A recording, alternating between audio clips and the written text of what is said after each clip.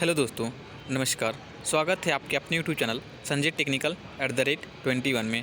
आज की इस वीडियो में हम नीमी के कुछ महत्वपूर्ण प्रश्नों का डिस्कशन करेंगे जो कि आपके आने वाले किसी भी टेक्निकल एग्जाम के लिए काफ़ी हेल्पफुल होगा। प्रश्न जो है सभी नीमी के बुक से तैयार किए गए हैं और ये बहुत इंपॉर्टेंट है। क्वेश्चन आपके कॉमन नहीं होंगे, लेकिन आप लोगों का रिवीजन ज़रूरी है, क्योंकि जब आप रिवीजन नहीं करेंगे जब तक आपका कॉन्फिडेंट नहीं बिल्ड होगा। ठीक है, तो कॉन्फिडेंट के लिए आप लोगों का रिवीजन टाइम टू टाइम होना ज़रूरी है। तो इस वीडियोज़ में हम शॉर्ट टाइम में मैक्सिमम क्वेश्चन का रिवीजन करने की कोशिश करेंगे। ठीक है, तो चलिए वीडियो को शुरू करते हैं। आज का हमारा पहला प्रश्न है, प्लास्टिक की फाइलिंग के लिए कर्व कट फाइल का प्रयोग करते हैं। तो याद रखिएगा कि प्लास्टिक हो गया या सॉफ्ट मेटल हो गया, जैसे कि एल्युमिनियम हो गया, आपका कॉपर हो गया, ब्रोंज हो गया, ठीक है, ब्रास हो गया, इन सब की फाइलिंग के लिए जो है हम कर्व कट फाइल का प्रयोग करते हैं। फाइल जो है आपके कट के हिसाब से कई प्रकार की होती हैं। ठीक है, जैसे कि आपका single cut file, double cut file, ठीक है, और रास्प कट फाइल, और ये आपका होते हैं कर्व कट फाइल। ठीक है, तो याद रखिएगा कि कर्व कट फाइल का प्रयोग जो है हम प्लास्टिक की फाइलिंग या सॉफ्ट मेटल की फाइलिंग के लिए कर्व कट फाइल का प्रयोग करते हैं। ठीक है, कर्व कट फाइल से एक क्वेश्चन आपसे और पूछ सकता है, आपसे पूछ सकता है कि डिप कटिंग एक्शन के लिए कौन सी फाइल का प्रयोग करते हैं। तो याद रखिएगा कि डिप कटिंग एक्शन के लिए हम कर्व कट फाइल का प्रयोग करते हैं। और फाइल से संबंधित, फाइल के कट से संबंधित एक बहुत ही कॉमन क्वेश्चन आपसे पूछता है, जो कि है आपका रास्प कट फाइल का प्रयोग। ठीक है, पूछता है कि रास्प कट फाइल का प्रयोग कहाँ पे होता है। तो लेदर या लकड़ी की फाइलिंग के लिए हम रास्प कट फाइल का प्रयोग करते हैं। तो ये भी आपको याद रखना है। चलिए नेक्स्ट क्वेश्चन की तरफ बढ़ते हैं। हमारा नेक्स्ट क्वेश्चन है, इंजीनियरिंग के कार्यों में लंबाई के अधिमानित इकाई यूनिट मिलीमीटर है, यानी कि mm है। तो ये जो जितने भी इंजीनियरिंग के कार्य होते हैं, ठीक है, इंजीनियरिंग से संबंधित जितने भी कार्य होते हैं, उसमें जो उसकी यूनिट होती है वहाँ पे हम मिलीमीटर में ही जितने भी कंपोनेंट्स होते हैं उनको उनकी माप लेते हैं। तो याद रखिएगा कि इंजीनियरिंग के कार्यों में लंबाई की माप लेने के लिए जो है मिलीमीटर के यूनिट को जो है प्रेफरेंस दी जाती है। तो ये आप याद रखना है। ठीक है, नेक्स्ट क्वेश्चन है 3rd नंबर का, ट्राई स्क्वायर के ब्लेड की लंबाई 100, 150 या 200 मिलीमीटर तक होती है। ठीक है, तो ये भी आप याद रखिएगा कि ट्राई स्क्वायर के जो ब्लेड होता है इसकी लंबाई 100, 150 या 200 मिलीमीटर तक होता है। ठीक है, ट्राई स्क्वायर का यूज़ पूछता है आपसे, तो ट्राई स्क्वायर का प्रयोग जो है हम सरफेस की किसी फ्लैटनेस चेक करने के लिए, जॉब की स्क्वायरनेस चेक करने के लिए और जॉब को 90 डिग्री पर सेट करने के लिए हम ट्राई स्क्वायर का प्रयोग करते हैं। तो यहाँ से आपसे क्वेश्चन घुमा कर पूछ सकता है कि निम्नलिखित में से कौन से कौन सी ट्राई स्क्वायर के ब्लेड की लंबाई नहीं होती है। तो आपसे दे सकते हैं ऑप्शन 100, ठीक है, 150, 200 या 250। तो याद रखिएगा कि 250 जो होता है आपका ट्राई स्क्वायर के ब्लेड की लंबाई नहीं होती। ठीक है, तो आप याद रखिएगा कि ट्राई स्क्वायर के ब्लेड की लंबाई 100, 150 या 200 मिलीमीटर तक हो सकती है। ठीक है, और ट्राई स्क्वायर में मुख्यतः 2 भाग होते हैं आपके, एक ब्लेड होता है और एक स्टॉक होता है। ठीक है, ट्राई स्क्वायर की शुद्धता पूछता है आपसे कि इसकी एक्यूरेसी कितनी होती है। तो याद रखिए कि ट्राई स्क्वायर की जो एक्यूरेसी होती है वो 0.002 मिलीमीटर प्रति 10 मिलीमीटर के हिसाब से होती है। तो यह भी आप याद रखिएगा। ठीक है, नेक्स्ट क्वेश्चन है, हेक्सा ब्लेड जो है आपके लो एलॉय स्टील के बनाए जाते हैं।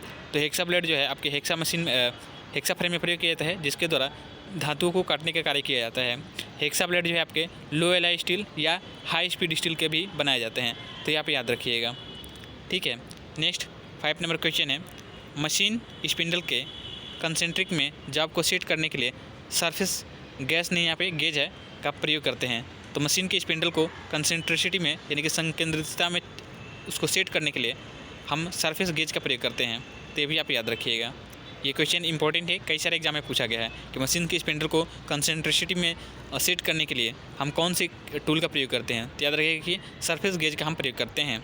ठीक है, नेक्स्ट क्वेश्चन है 6 नंबर का, जॉब को क्षैतिज तल में सेट करने के लिए स्पिरिट लेवल का प्रयोग करते हैं। तो ये भी आपसे क्वेश्चन पूछ सकता है कि जॉब को हॉरिजॉन्टली या क्षैतिज रूप में तल में सेट करने के लिए किसका प्रयोग करते हैं। तो याद रखिएगा कि उसके लिए हम स्पिरिट लेवल का प्रयोग करते हैं।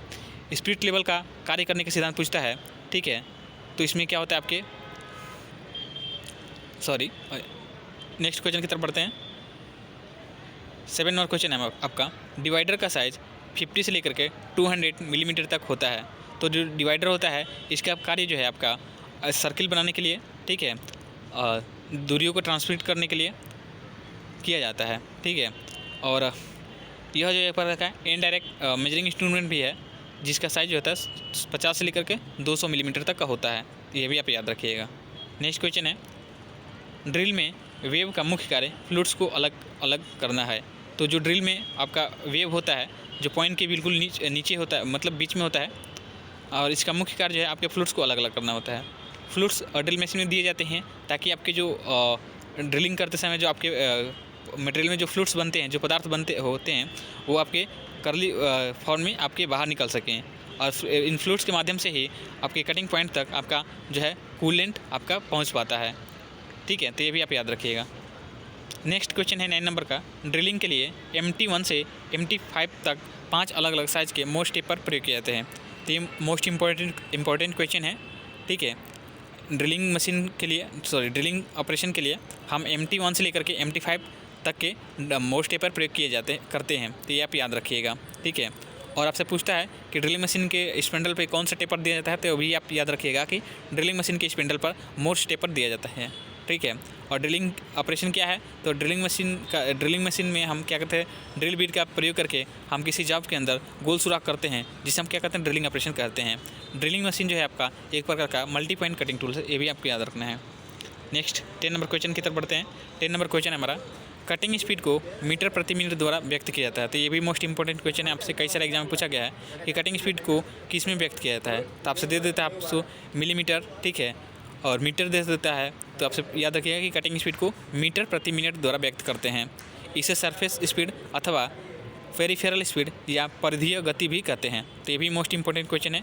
कटिंग स्पीड के अन्य नाम भी है, जैसे कि इसे सरफेस स्पीड या परिधीय गति, जिसे इंग्लिश में पेरिफेरल स्पीड कहते हैं, इसे इन अन्य नामों से भी जानते हैं। तो ये भी आप याद रखिएगा। ठीक है, और इसको कटिंग स्पीड को व्यक्त करने का जो है यूनिट जो होता है वह मीटर प्रति मिनट होता है। ठीक है, नेक्स्ट क्वेश्चन है 11 नंबर का, वेल्डिंग अथवा कास्टिंग के बाद जाब की सतह से अतिरिक्त धातु हटाने के लिए फ्लैट चीजल का प्रयोग करते हैं। तो वेल्डिंग या कास्टिंग के बाद जाब की जो सतह पे आपके जो एक्स्ट्रा जो धातु बच जाती है उसको हटाने के लिए हम फ्लैट चीजल का प्रयोग करते हैं। तो ये भी आप याद रखिएगा। चीजल जो है आपका एक प्रकार का सिंगल पॉइंट कटिंग टूल है। ठीक है, और चीजल आपके मुख्यतः दो प्रकार के होते हैं, एक हॉट चीजल और एक कोल्ड चीजल। तो नॉर्मली ऑपरेशन में हम कोल्ड चीजल का प्रयोग करते हैं, जबकि फोर्जिंग और या स्मिथिंग शॉप के लिए हम जो है हॉट चीजल का प्रयोग करते हैं। फोर्जिंग शॉप के में हम हॉट चीजल का प्रयोग करते हैं, आप याद रखिएगा। ठीक है,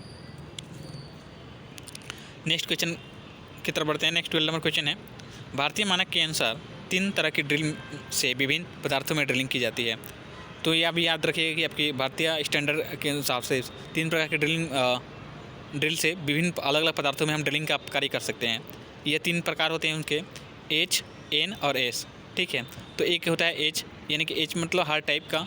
ठीक है, तो यह जो है आपका इसका एंगल होता है 10 से लेकर 13 डिग्री तक। ठीक है, और एक होता है N, इसका एंगल होता है आपका 13 से लेकर के, ठीक है, 18 डिग्री तक। और एक होता है 13 से लेकर के 18 से लेकर के आपका 30 डिग्री तक।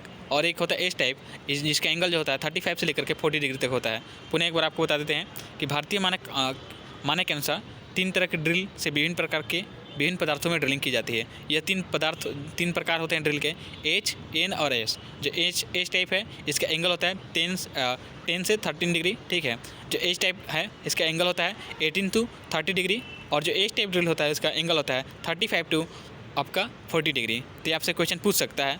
और नॉर्मली कार्यों के लिए हम N टाइप ड्रिल का प्रयोग करते हैं, यह भी आप याद रखिएगा।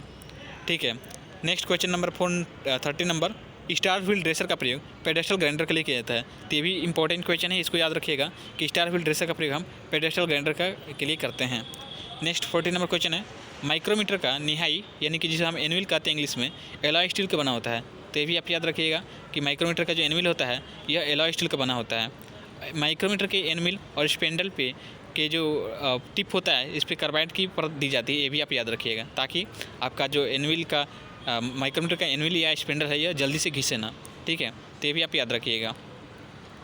माइक्रोमीटर जो है आपका एक प्रकार का प्रिसीजन इंस्ट्रूमेंट है, जिसे सूक्ष्म मापी यंत्र कहते हैं हम। ठीक है, इसके द्वारा हम 0.01 मिलीमीटर तक की शुद्धता में माप ले सकते हैं। यह जो है आपका नट और बोल्ट के सिद्धांत पर कार्य करता है, तो ये भी आप याद रखिएगा।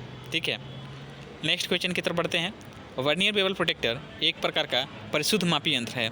तो तो पुनः एक यहाँ पे क्वेश्चन आपसे बहुत सारे एग्जाम में पूछता है और आप वहाँ पे गलत कर देते हैं, ठीक है।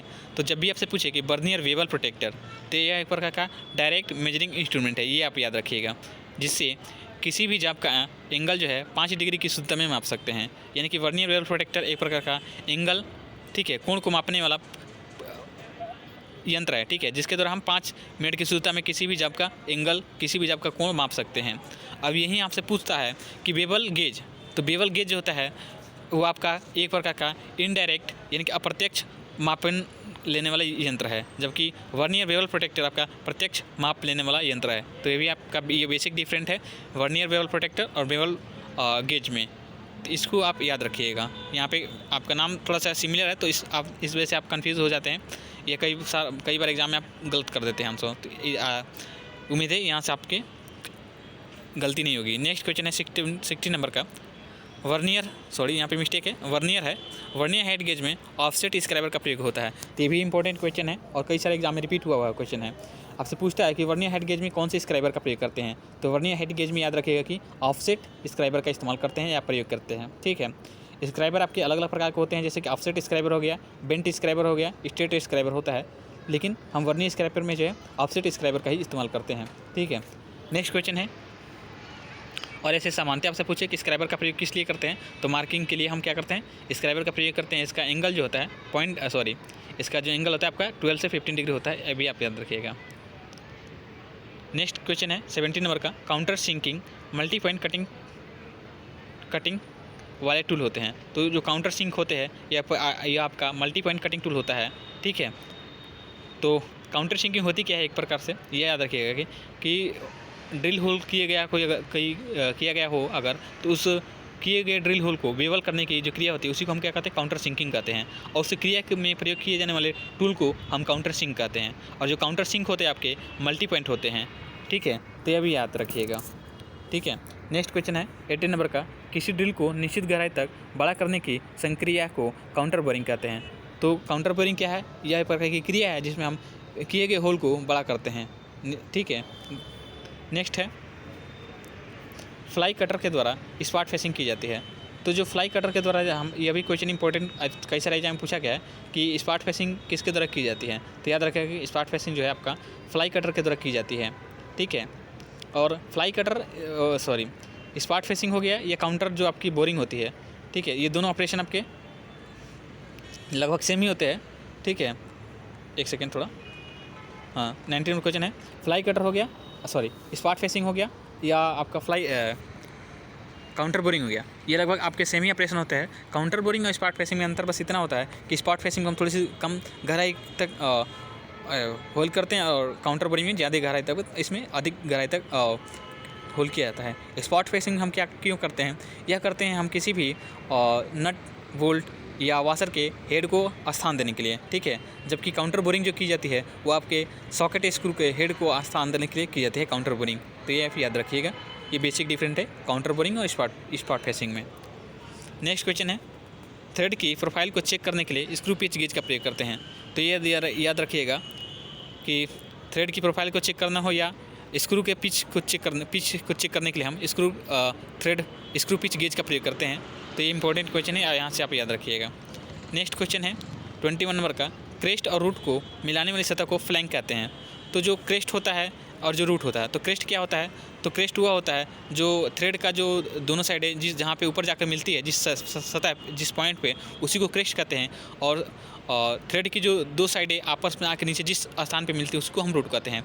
और इन क्रेस्ट और रूट को मिलाने वाली जो सतह होती है उसी को हम क्या कहते हैं, फ्लैंक कहते हैं। तो ये भी आप याद रखिएगा, ठीक है। नेक्स्ट है 22 नंबर का क्वेश्चन, स्क्रू का वर्णन उसके मेजर डायमीटर से किया जाता है। तो स्क्रू का वर्णन जो है इसका यानी कि उसका स्पेसिफिकेशन कह सकते हैं, उसका वह जो है उसके मेजर डायमीटर, ठीक है। मेजर डायमीटर क्या होता है, तो किसी भी स्क्रू थ्रेड का सबसे जो बड़ा डायमीटर जो व्यास होता है उसी को हम क्या कहते हैं, मेजर डायमीटर।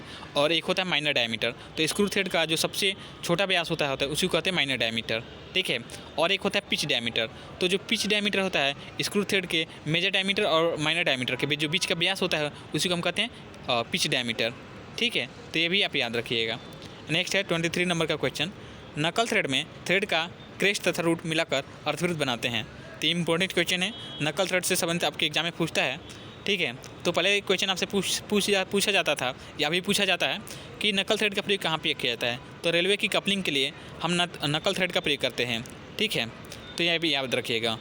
तो ये तो रिपीटेड क्वेश्चन है और उम्मीद है आने वाले समय में, आने वाले एग्जाम में आपसे क्वेश्चन घुमा करके पूछ सकता है नकल थ्रेड से कि कौन सी थ्रेड में आपके अर्धवृत्त बनते हैं। तो याद रखिए कि नकल थ्रेड में थ्रेड का क्रेस्ट और तथा रूट मिल करके क्या बनाते हैं, आपके अर्धवृत्त बनाते हैं। तो ये भी आप याद रखिएगा।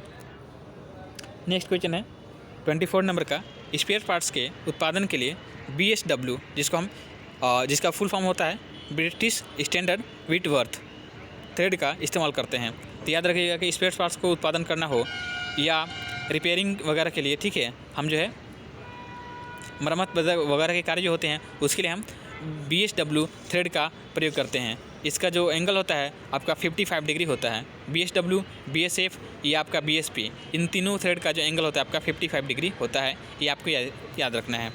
नेक्स्ट क्वेश्चन है और आज की इस वीडियो का अंतिम क्वेश्चन है, हाफ डाई की बनावट अधिक मजबूत होती है। तो ये याद रखिएगा कि हाफ डाई की जो बनावट होती है, जो स्ट्रक्चर होता है इसका, यह काफ़ी मजबूत होता है। तो आपसे पूछ सकता है कि कौन सी डाई मजबूत होती है या कौन सी डाई की बनावट मजबूत होती है। तो याद रखिए कि हाफ डाई का जो बनावट होती है अधिक मजबूत होती है। इसमें एक फ़ायदा होता है कि हम अपने चॉइस के हिसाब से इसकी जो डेप्थ ऑफ कट है उसको एडजस्ट कर सकते हैं, ठीक है। तो ये भी इसका एक बेनिफिट है। और डाई से संबंधित एक क्वेश्चन आपसे कॉमन एग्जाम में पूछता है, जो कि है आपका क्या कहते हैं, चेजर डाई नट क्या है। तो नट क्या है, तो डाई नट एक प्रकार की नट के आकार की डाई होती है, ठीक है, जिसका प्रयोग हम ख़राब हुए थ्रेड को या जंग लगी थ्रेड को ठीक करने के लिए हम करते हैं, ठीक है। इसके द्वारा नई थ्रेड नहीं काट सकते और इसे जो है हम स्पैनर के द्वारा इस्तेमाल करते हैं। तो ये 25 नीमी के जो इम्पोर्टेंट क्वेश्चन थे आज की इस वीडियो हमने कवर किए हैं। उम्मीद है वीडियो आपको पसंद आई होगी और इस वीडियो के माध्यम से आपको नई जानकारी कुछ न कुछ प्राप्त हुई होगी। और अगर आपको नई जानकारी नहीं भी प्राप्त हुई तो आज अभी तक आपने जो जितने भी क्वेश्चन पढ़े थे उन क्वेश्चन का आपका रिवीजन हो गया होगा। अगर वीडियो अच्छी लगी हो तो प्लीज़ वीडियो को लाइक कर दीजिएगा और चैनल पर नए हैं तो चैनल को सब्सक्राइब कर लीजिएगा, ठीक है। आज की इस वीडियो में इतना ही, मिलते हैं नेक्स्ट वीडियो में। तब तक के लिए धन्यवाद। जय हिंद।